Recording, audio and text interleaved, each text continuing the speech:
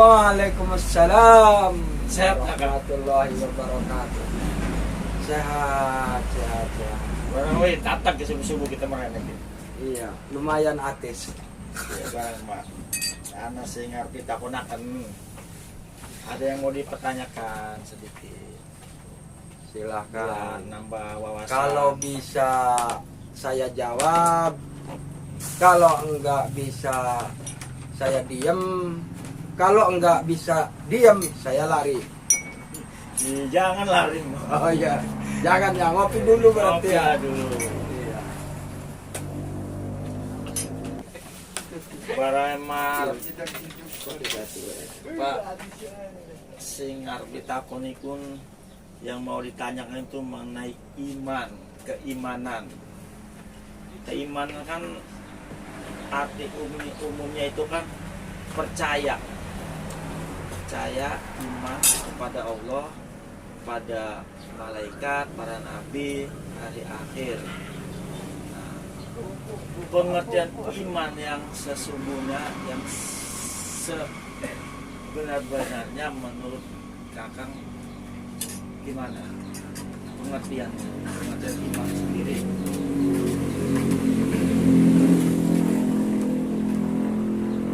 Jadi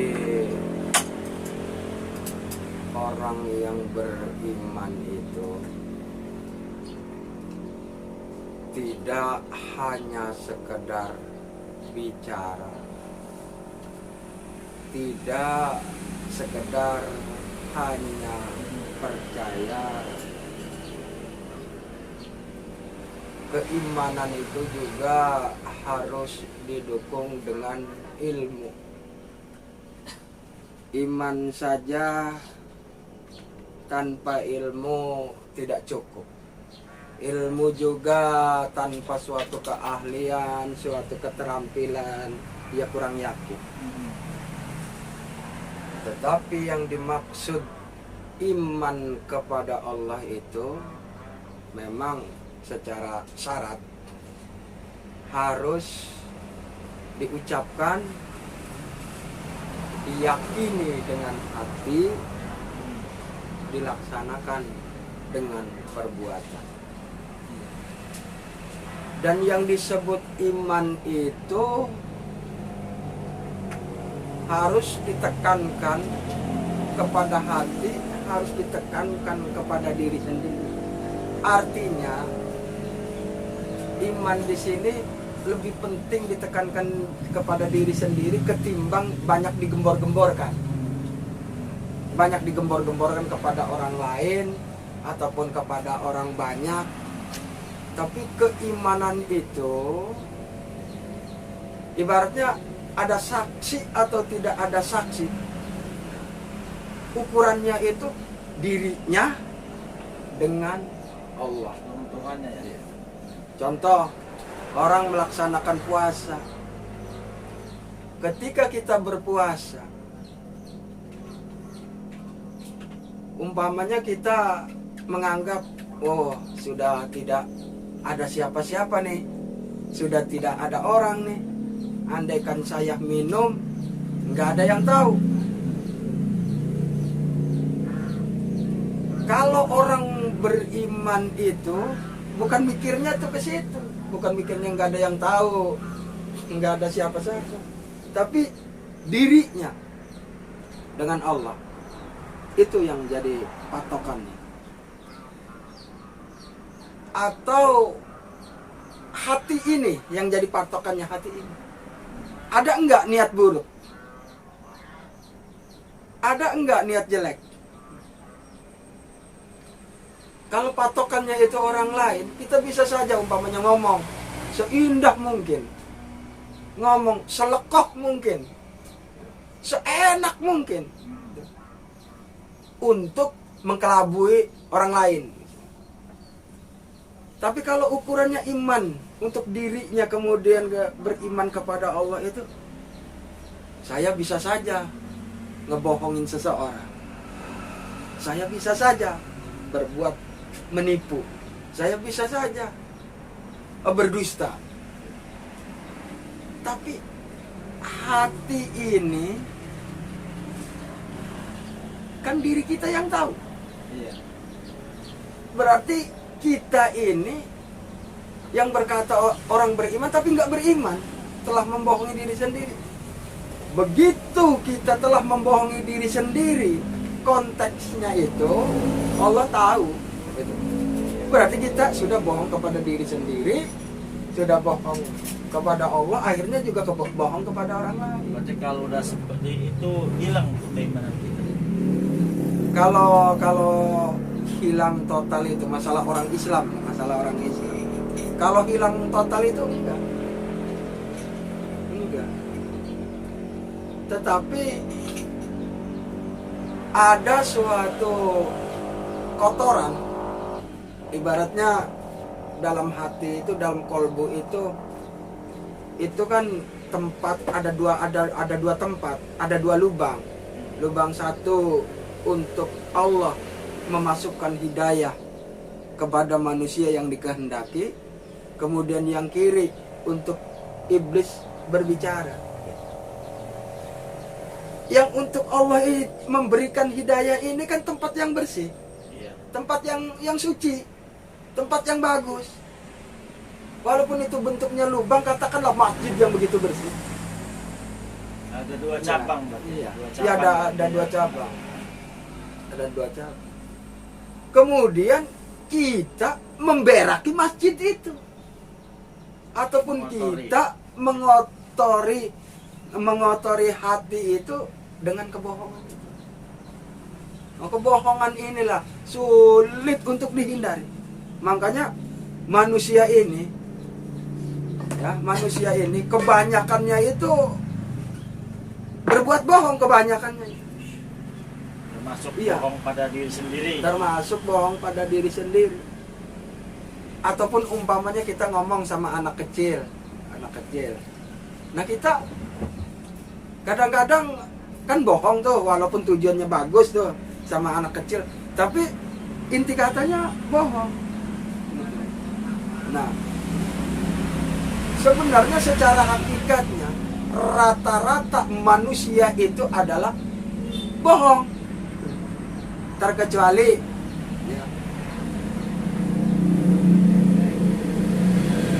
Nabi ataupun Rasulullah dengan para wali. Tetapi nabi juga, kalau umpama riwayat Nabi Adam umpamanya, bukannya nggak bohong, bukannya nggak berdosa. Maka disinilah pentingnya beristighfar itu. Allah ngasih istighfar tuh di sini. Menguatkan keimanan kita juga. Di samping menguatkan keimanan kita, menyadari kesalahan kita, menyadari kita ini telah berbohong. Maka Allah memberikan pintu ampunan itu yang disebutkan innallaha ghafurur rahim. Kemudian astagfirullahaladzim alladzi la ilaha illa huwal ghafurur ghafur. Semuanya itu lautan ampunan. Lautan ampunan. Karena Allah tahu. Allah itu tahu. Ada makhluk yang enggak berbohong, ada yang dinamakan orang. Ya. Yang dinamakan orang. Ada yang enggak berbohong.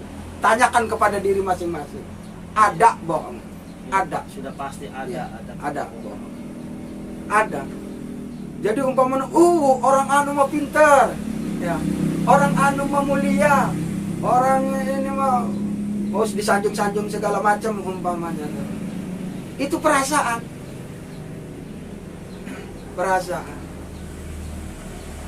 Dan apalagi umpamanya begini, lawang saya ulama kok disalah-salahin umpamanya. Lawang saya kiai kok, lawang saya ustaz kok disalah-salahin. Lawang saya guru kok disalah-salahin. Ada, salah tuh ada. Cuman ketika salah, astagfirullahaladzim, hampura isun, kasep, salah. Jadi disadari kesalahan. Bukan, saya orang pintar, gak usah disalah-salahin. Enak aja kamu nyala-nyalain. Wong saya ulama kok. Orang yang mengaku-ngaku ulama itu, secara ilmu makrifat, dia batal kemakrifatan. Tuh. Ya. Atau ada orang mengaku-ngaku dirinya wali, batal kewaliannya. Tuh. Yang jelas pegangan manusia itu adalah istighfar. Karena manusia itu ada kebohongan, ada kesalahan, ada kekurangan, dan ada hal-hal yang tersembunyi mengotori hati itu. Makanya manusia itu pegangannya itu istighfar itu. Minta ampun kepada Allah, menyadari kesalahannya, itulah istighfar. Iya, iya. Iman juga harus diiringi dengan ketakwaan. Nah, Ketakwaan. kalau takwa itu sebenarnya yang dinamakan takwa itu hasil perjuangan. Umpama ada kata-kata sabar umpamanya. Sabar ini umpamanya itu dianggapnya sabar itu kita itu berdiam diri misalnya. Itu mah bukan sabar. Kalau kita berdiam diri itu bukan sabar. Malas. Malas itu. Ya. Iya. Tuh, bukan sabar, bukan. Tuh. Tuh. Ya. Artinya apa? Ketika seseorang itu diuji oleh Allah dengan musibah, ketika seseorang itu diuji oleh Allah dengan segala kekurangan-kekurangannya, diuji oleh Allah itu dalam segala kesempitan-kesempitannya, disitulah kita harus tawakal, sabar, melakukan sesuatu itu kita lakukan, kemudian kita selesaikan. Ibaratnya kita sholat itu harus sabar, sehingga kita selesai melaksanakan sholat itu. Nah, hasil daripada sholat itu tawakal. Nah, tawakal ini umpama seseorang kerja juga nggak dapat duit gitu ya. Bisa saja manusia itu marah, bisa saja misalnya emosi. Tapi orang yang bertawakal itu patokannya itu kepada Allah, akhirnya apa? Berkata, mungkin yang pertama Allah menguji keimanan ataupun kesabaran. Yang kedua, ya mungkin kesalahan kita juga, karena dari kesalahan kita itulah ibaratnya kita itu kerja itu tidak menghasilkan hal-hal yang kita inginkan. Ya timbulnya ya kembalinya kepada kesadaran itu. Kesadaran diri, intinya kesadaran diri. Jika diurutkan antara iman Islam itu, apakah kita iman dulu, apa kita Islam dulu? Yang pertama kita itu harus percaya dulu. Iya. Harus percaya, makanya iman itu kan percaya, yakin, kemudian melaksanakan dengan perbuatan. Kalau Islam, Ya, pengertian Islamnya ini. secara umum itu arti Islam itu secara umum itu ya orang mengenal itu kan selamat. Selamat. Pengertiannya itu supaya selamat ini bagaimana? Itu. Jadi pengertiannya itu Islam ini sebagai wadahnya. Pengertiannya itu Islam ini sebagai wadahnya. Nah, isinya itu apa? Isinya itu aturan-aturan hukum. Di antaranya hukum Allah, kemudian perintah Allah, gitu, ya. Kemudian larangan Allah. Perintah Allah, kemudian larangan Allah. Kalau kita sudah bisa mematuhi perintah Allah ini, kalau kita sudah bisa melaksanakan perintah Allah itu, menjauhi larangannya atau nahi mungkar itu, menjauhi larangannya itu, ya bisa dikatakan kita selamat. Bisa dikatakan selamat. Jadi Islam itu secara arti umum itu ya selamat.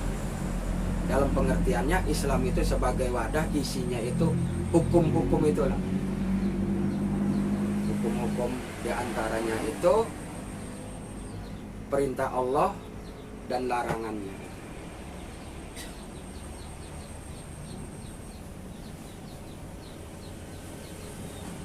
Terus kalau itu pengertian ihsan, ihsan dulu apa ikhlas dulu? Nah, kalau secara sepengetahuan saya, sebelum mencapai ihsan, ya kalau saya ngomong mah ya, karena saya juga belum bisa ikhlas apalagi ihsan, mungkin harus belajar ya. Harus belajar jadi orang yang ikhlas. Kemudian harus belajar orang yang sabar. Prosesnya mungkin bukan sedikit. Kalau bicara ya memang enak. Oh, kita ini harus ikhlas, harus sabar. Iya, paling susah ikhlas. Iya. Karena kan ada gerengkelan di hati tuh. Iya. Iya, kita ikhlas, kita ngucap, tapi ya inti ngomong diri saya sendiri ya ada aja gitu. Berarti kan belum bisa ikhlas. Iya, harus belajar ikhlas, karena ada proses, ada tahap-tahapannya untuk mencapai ikhlas. Contohnya aja begini, kita nih umpamanya sifatnya itu pelit sekali umpamanya. Nah, orang pelit biasanya itu yang disebut pelit itu susah sekali untuk memberi orang. Susah sekali untuk memberi orang. Kita punya duit misalnya 10.000. Ada anak kecil nangis minta es. Nangis. Kita pengen ngasih 1.000 aja umpamanya buat beli es, ataupun 2.000 beli es. Kalau orang yang lagi belajar, dia ngasih duit 10.000, diambil 2.000, dikasihkan. Nah, karena prosesnya belajar, ada rasa itu ada. Nih, duit yang tadinya 10.000 berkurang, gara-gara dikasihkan 2.000, jadinya kurang 10.000. Nah, sayang amat ya, kan gitu. Nah, berhubung lagi proses, ada semacam ibarat perang tuh ada. Umpamanya ada di sisi lainnya misalnya rasa, tapi kan kita kan perlu juga pahala, ibarat. Kita kan juga perlu juga berbuat kebaikan. Nah, ada semacam perang rasa itu ada. Makanya ya proses mencapai ikhlas itu ya sangat sulit. Kecuali bahasa doang, ikhlas gitu. Apalagi ihsan. Karena yang dinamakan ihsan itu sebagus-bagusnya. Sebagus-bagusnya. Ibarat nur tuh nur lah. Cahaya. Sebagus-bagusnya itu. Makanya tidak ada yang tahu. Apakah preman misalnya masuk neraka misalnya. Apakah preman misalnya kalau mati misalnya disiksa di kuburnya, nggak ada yang tahu. Disiksa atau dienakan. Umpamanya ada Ustadz apakah bakalnya matinya ke neraka misalnya, ataupun berkata begini, wong saya ulama kok, saya ini kan ulama gitu misalnya. Ya walaupun ulama, nanti bisa ketahuan ihsan atau tidaknya, bisa ketahuan bagus atau tidaknya nanti di dalam alam kubur. Kalau malaikat mungkar nakir nggak ngegebugin tuh, namanya itu sudah bagus. Nah, ihsan ini kan sebagus-bagus. Ya itu tadi kata saya, manusia itu rata-rata itu bohong. Ya, yang namanya orang itu rata-rata itu kan ada lah, bohongnya itu ada. Apalagi kalau umpamanya seseorang itu umpamanya sudah menghina ulama umpamanya. Apalagi umpamanya menghina wali. Apalagi menghina nabi. Ini udah jauh dari kata ihsan, udah jauh. Jangankan menghina wali, jangankan menghina nabi, ya. Iya. Jangankan menghina ulama. Uang menghina kucing aja sudah dosa. Tuh. Allah ciptakan kucing, ya. Sebagai makhluknya Allah. Kalau kucing itu dihina-hina, ya kucingnya nggak ngerti. Kucingnya nggak ngerti. Lah yang bikin kucingnya. Menghina kucing ini dalam arti menyiksa kucing lah. Menganiaya kucing itu datang. Kalau menghina itu sudah ucapan sudah ucapan itu dilaksanakan dengan perbuatan, lebih kejam itu mah. Lebih kejam. Menghina. Itu. Apalagi kalau menghina yang sudah jelas-jelas ulama itu kan warisatul anbiya. Jadi pewarisnya para nabi. Cuman ulama ini ada dua. Ulama ini ada ulama Allah, ulama akhirat, ada ulama ulama dunia. Kalau ulama dunia inilah ibaratnya ulama dunia ini gini, maksudnya itu dia ini fokusnya kepada duit dan duit. Modalnya dalil. Itu namanya jual ayat. Nah, modalnya hadis. Modalnya dalil hadis dijadikan modal untuk mencapai kekayaan. Begitu udah kaya, ibaratnya kawin lagi lah 3 atau 4 juga nggak apa-apa, ini boleh dalam Islam mah boleh gitu. Iya. Tuh. Itu kan sunnah Rasul kan gitu umpamanya. Ulama dunia dendam semacam itu. Ulama dunia itu Haji mumpung bisa Nah, dikatakan seperti itu ya. bisa seperti itu lah haji mumpung. Nah itu masuknya golongan-golongan ulama dunia. Tapi kalau ulama akhirat, ulama Allah itu dia punya duit, dijalankannya lah ke jalan Allah. Dia punya ilmu, apalagi ilmu dari Allah, dijalankan untuk Allah. Punya ilmu, punya duit, punya harta, punya tenaga, punya seluruh kemampuan, jalannya itu dijalankannya kepada Allah, untuk dirinya, untuk Allah. Itu aja catatannya.